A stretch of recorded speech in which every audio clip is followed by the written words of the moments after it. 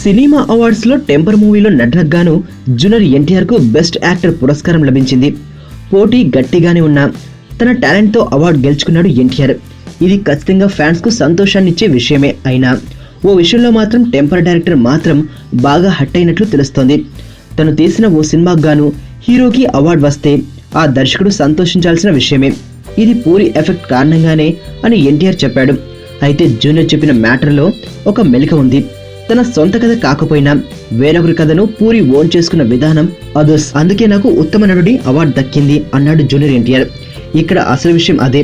Temper సినిమాకి కథ పూరిది కాదు అనే మ్యాటర్ ని కాస్త నొక్కి పలికాడు ఎన్టీఆర్. అందుకే ఎన్టీఆర్ కు కనీసం బెస్ట్ విషెస్ చెప్తూ ఓ ట్వీట్ కూడా చేయలేదు పూరి జగన్నాథ్.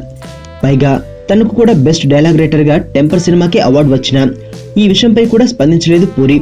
టెంపర్ తో మంచి హిట్ ని కొట్టిన తర్వాత స్టోరీ రైటింగ్ విషయంలో పూరి పెన్నులో పవర్ అయిపోయిందని, ఇతర రైటర్ల కథలను సినిమాలుగా తీయడం బెటర్ అనే కామెంట్స్ ఎక్కువయ్యాయి.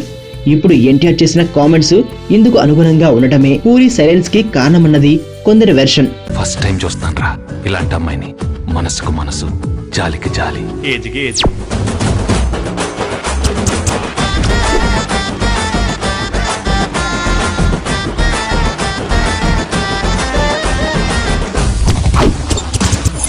మదర్ తెరిసాయే మళ్ళీ పుట్టి పోలీస్ అయితే ఎలా ఉంటుందో అదే మా ఏసీపీ కృష్ణ. అయ్యో